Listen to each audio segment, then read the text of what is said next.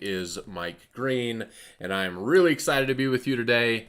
I've been looking forward to this broadcast all week, and we have some great stuff to go over, some really important things to go over. One of the things that we get so often from doctors is answering the question, asking the question of what do I do when the phone stops ringing? What do I do when nothing else is working? What do I do when patients aren't coming in or new clients aren't coming in? And usually we get those calls when they're just freaking out. I call it houses on fire, right? They've known there's been a fire in the basement for a little while, but now the entire house is on fire and they have to do something. So they've waded through we'll just kind of see if this is a short break in the patients, or they're thinking maybe, it's just a holiday weekend or the weather related event or who knows what, right? And they've waited past that, and now they're, oh my gosh, we're in serious trouble. We better call Mike at Dr. Demographics and get some marketing advice. So I get those calls pretty regularly as we've been doing this for 30 years. And this just doesn't apply to the traditional professional practice that we usually talk to, the general dentists or the optometrist or the veterinarian.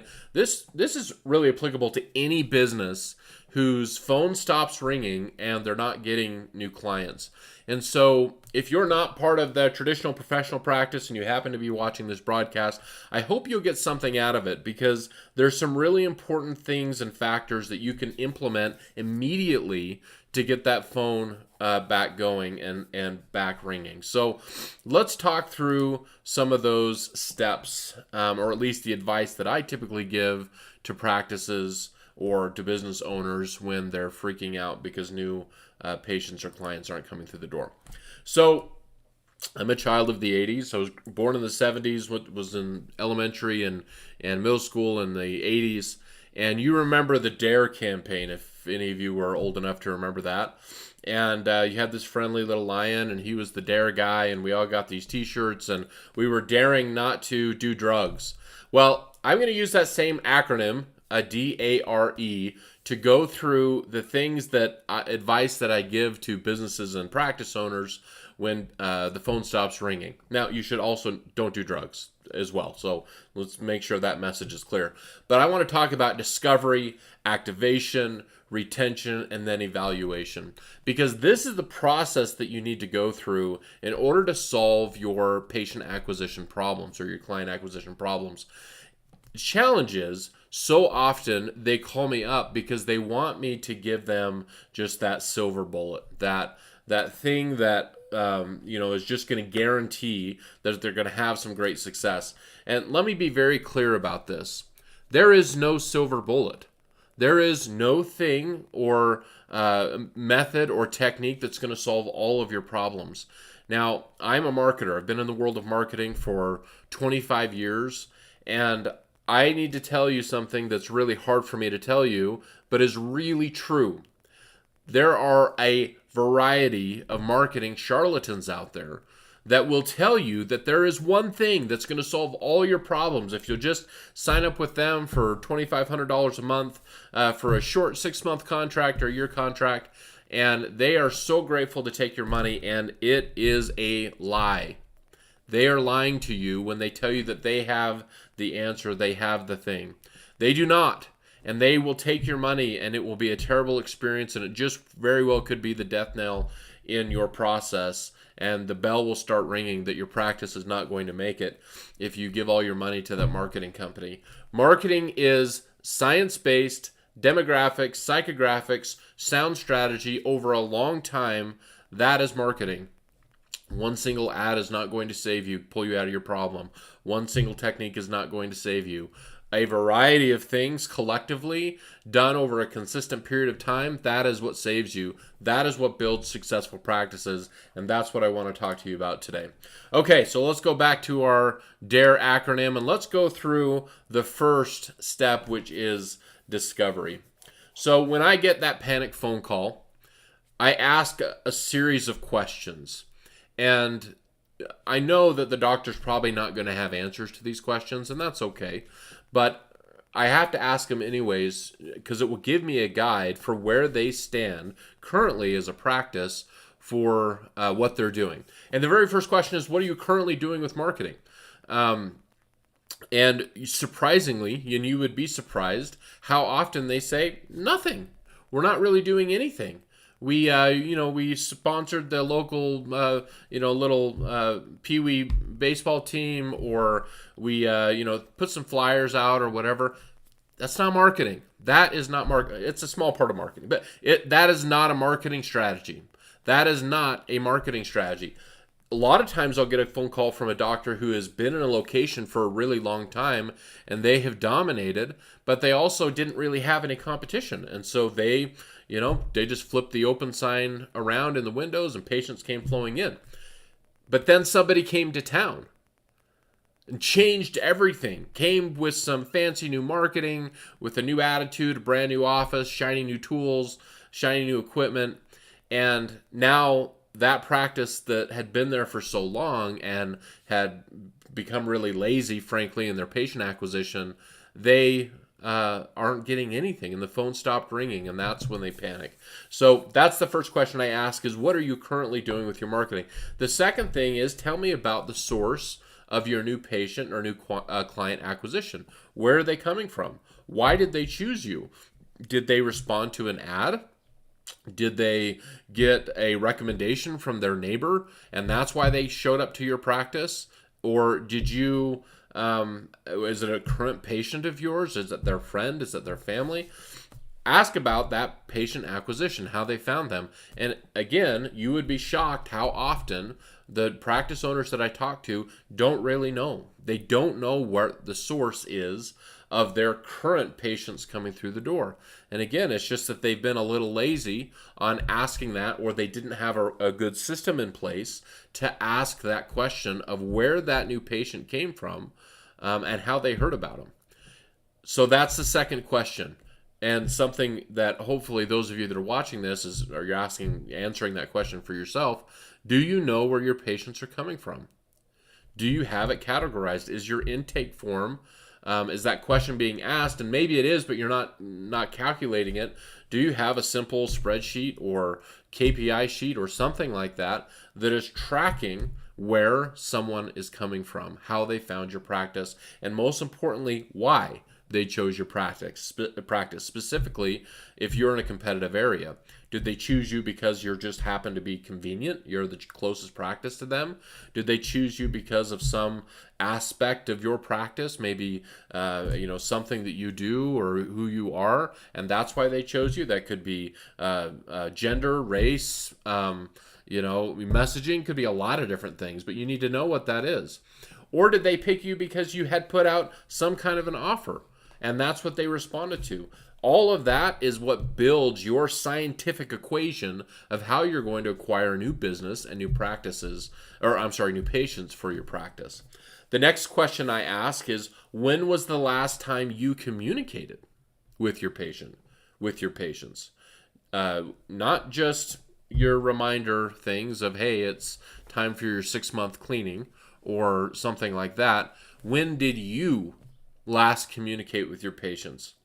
Now, extremely successful practice, we like to say, has about 2,500 patients, 2,500 clients for a general practice. Obviously, you specialists and some of the things you're going to have far less than that.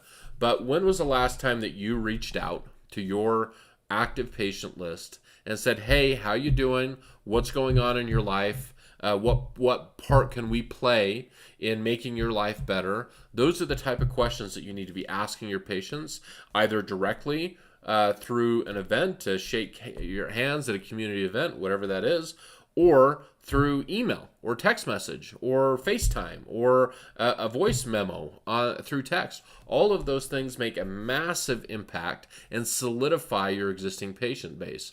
Again, you would be really surprised how often practice owners and doctors do not communicate with their patients and say, hold on, Mike, I don't have time to communicate with my patients.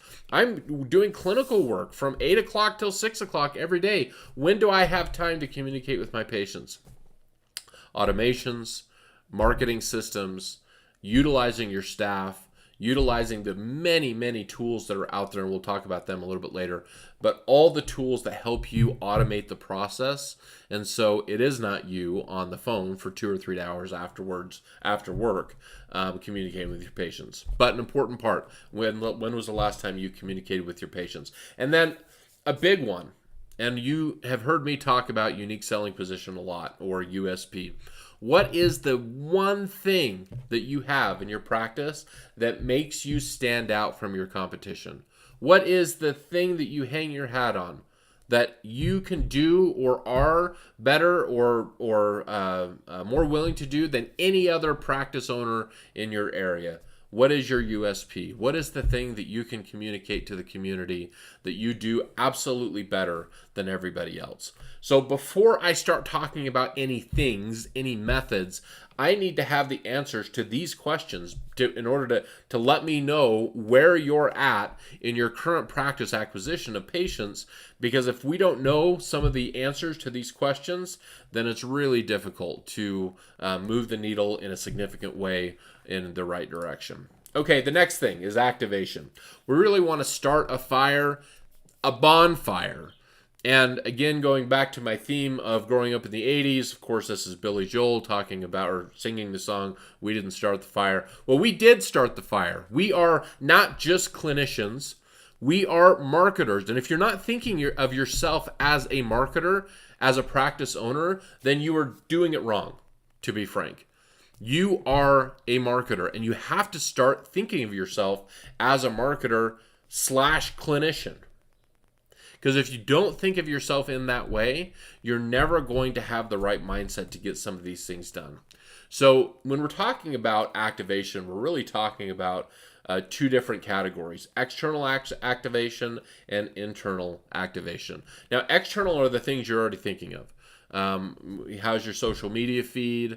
Are you throwing events in your practice? Do you have any ads that you're running with a new offer to the community? Those are all those community or external things that you need to be doing for your practice that you may or may not be doing. And if you're not doing those things, those are basic, easy, check the box. Just got to have a system in place to get them done and have some consistency there.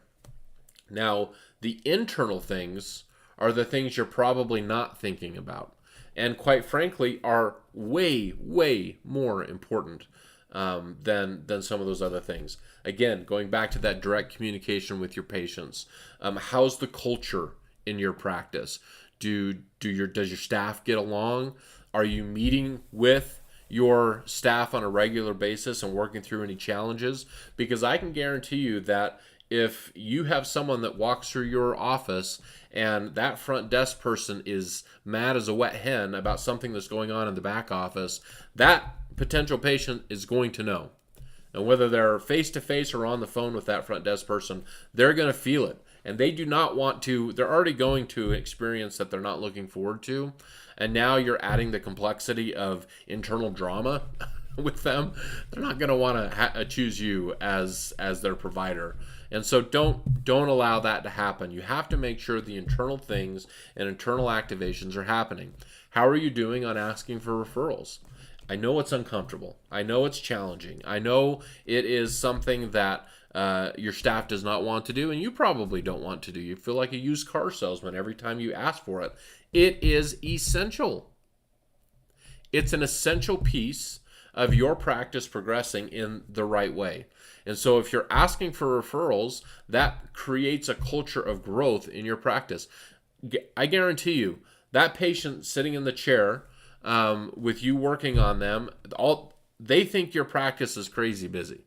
They can hear stuff going on behind them and people talking and laughing or other things happening. In their mind, they think that practice is extremely busy. While you're sitting there thinking, oh my gosh, my schedule is wide open for the rest of the day. How am I going to pay the power bill? You need to communicate with that patient that said, hey, we really love you as a patient. We would love to have more people just like you in the practice. And as a matter of fact, we're trying to grow the practice, and we would love to have you help us do that. Here's our referral program. Here's how you can win dental bucks or free visits or whatever it is that you're going to incentivize them with. But you need to create that experience for that patient or client and give them a reason to give you a referral. Make them feel like they're a part of the growth of the practice, the success of the practice, because you're already in a very intimate relationship with those patients. They want to help you grow and succeed. Show them how to do that. Are you collecting testimonials from your patients? Can be a really powerful both internal and external activity to have some fantastic testimonials for the practice. Okay, let's go to retention. So I call this the leaky bucket. And this picture that I have right here. Some of you may know what this is and some of you may not. But this is I'm assuming it's an alfalfa field, and these are what we call hand lines. Now, I grew up in the country on a bit of a farm, and so we would have fields that we would grow alfalfa. And usually on the field, we would have a pump that would go to a water well that would generate pressure of water. And so this pump would create just a tremendous amount of water all at once and a lot of pressure, because if you have a massive field, you need to be able to pressurize those lines in a way that you're going to be able to distribute water all over the place. And so the pump would be in one area and it would pump out the water to all of these lines. Now, very often, and especially with the hand lines that we had, they were always breaking down. There's lots of different connection points, lots of different areas where it could potentially fail, from the sprinkler heads to the line connections, lots of different things. And they all leaked. You just had to appreciate that they would leak. And so as you would turn the water on, you'd get the lines all situated, turn the water on, you would look at that first line, and it would be doing pretty good. And then the water would get to the end of the line, and you would hope that there was still enough pressure by the time it got to the end of the line that it could build pressure and then distribute the water for your field. So often, all of the job of running these lines was discovering where those leaky points were at and trying to solve them, or at least minimize them as much as possible. That is true for your practice or your business as well. Every business, doesn't matter how well it's run, has leaky bucket syndrome a little bit. There's always areas where something is slipping through the cracks. Patients, clients are slipping through the cracks. It's really important to understand how to minimize that for your business, for your practice. If you spend so much money on acquisition, and you probably are spending a lot of money on acquisition, but you're not trying to solve your leaky bucket problem, you're going to go broke, because those two things don't match up. And so you have to minimize the leaky bucket. Know why it is that your patients or clients are leaving you. Why is it that they're going to your competition? Is it because it's a better price? Is it because it's better located? Is it because your competition is this or that?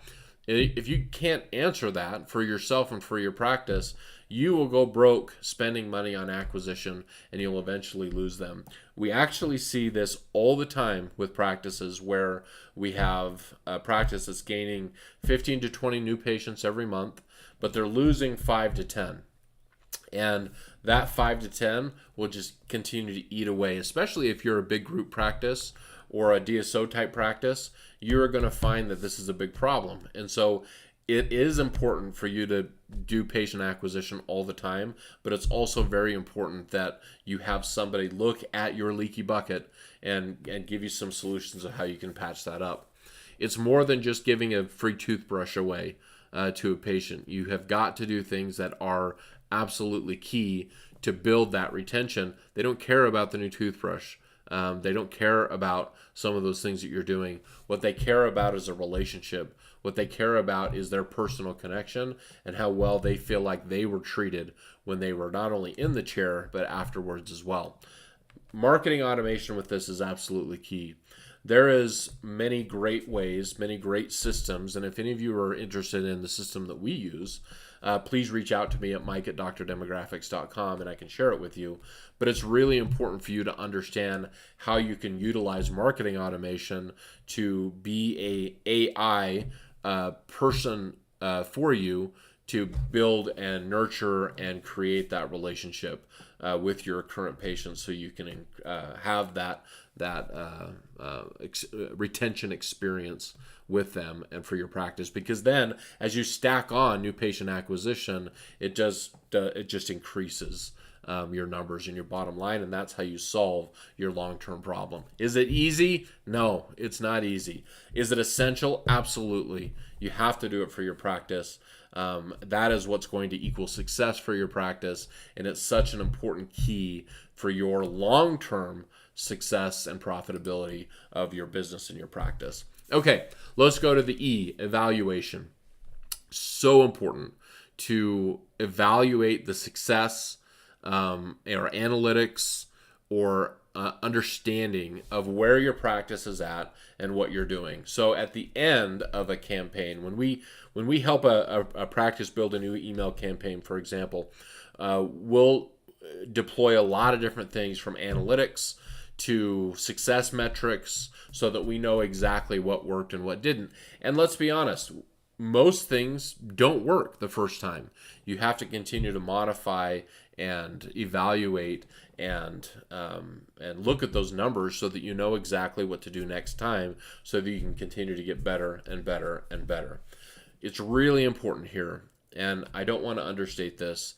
It's very, very important that you have someone that will tell you the truth.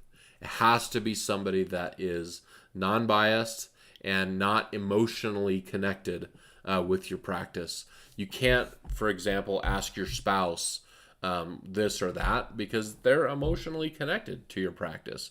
If the only feedback you're getting on a design or a new offer is your existing staff, and sometimes even your existing patients, they will not tell you the truth because they're emotionally involved. They are biased, as they should be.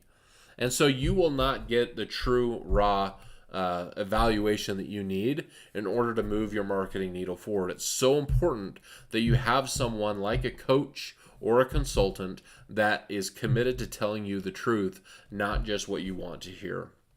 We've played the role of a coaching consultant for many years, and I've delivered a lot of bad news.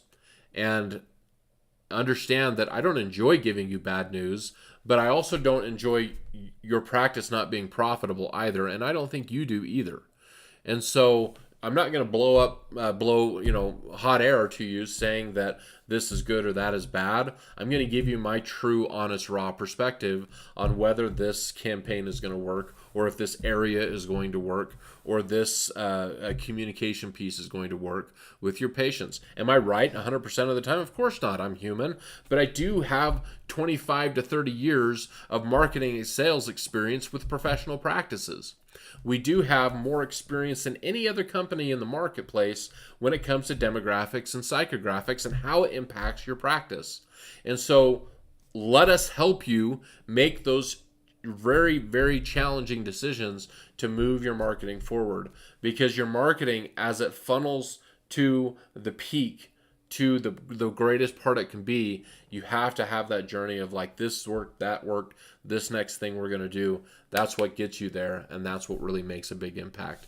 It's really important that you understand the numbers. Now, I know you didn't become a doctor or a practice owner to be an analyst or a number junkie, but it's so important you as a practice owner understand the analytics. You need to understand the key performance indicators. You need to know exactly what they mean. And there's a lot of junk numbers out there that don't mean anything, but you need to dial in what is it that really makes the difference for your practice. And then all of your decisions need to be based on those analytics and those KPIs. Think how powerful it is once you know something that will actually move the needle. Let me give you a quick example. Back in the day, a lot of you probably did a lot of direct mail campaigns. Challenge with direct mail campaign, while it can certainly be effective and can still be effective, is that it's just really expensive. you have to pay for the list, then you have to pay for the printing, and you pay for the design, and you pay for the postage all at once and all up front. You may spend $5,000, $10,000, $15,000 on a campaign before you ever know if it is even going to work. That was scary, and probably a lot of you sent those out and then sat back in your office and hoped and prayed that somebody would pick up the phone and call, and probably sometimes they did and sometimes they didn't. And so a lot of you got a really bad taste in your mouth for direct mail campaigns. Now we have the best strategy ever, the best tools ever to make a direct mail campaign really successful, and that is not doing the direct mail campaign as the first go. You go and run a Facebook ad, or you run a Google ad, or you run an Instagram ad, and you do it for a very short amount of time and for a fraction of the cost that you would spend for that direct mail piece.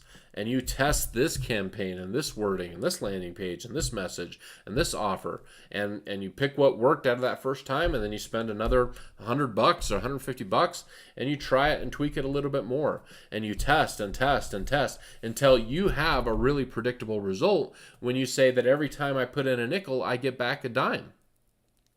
Now think how powerful that is as a practice owner. If you can say, every time I put in a nickel to marketing, I get back a dime. And once you know that offer, then you go to the direct mail, right? Because you know exactly what that offer is. You know exactly what the wording needs to be. You know exactly what the design needs to be. And now I'm much more confident writing that $15,000 check to that direct mail campaign company, because I know it's something that's going to yield me results. How do I know that? Because I spent $500 on 10 different Facebook ads, and I know which ones perform the best. And now I have a much more predictable result on the other end. Make sure your KPIs are dialed in. Make sure your standard operating procedures are dialed in. Those are the things that will help you over the long term. That consistency makes a major difference in the long-term success or failure of your practice. Again, glad to be with you. We do this every Friday, noon Eastern, go through some really important demographic information, practice placement information, and of course some marketing things as well.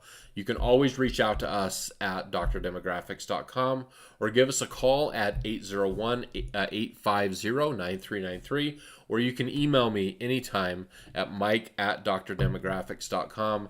Again, very glad to be with you today. Join me again next Friday, where we go over some more really important topics. If you have anything that you think would be valuable, please email me at mike@drdemographics.com, something you want me to go over. We can look at particular states. If you have a practice placement question, go ahead and ask that, and I will be happy to help you. So until next time, follow the DARE method. Follow those things in an existing practice. If you're a new practice owner, make sure that you're answering the questions from the beginning. You'll be far more successful. And again, thank you so much for joining us, and we'll see you on the next episode.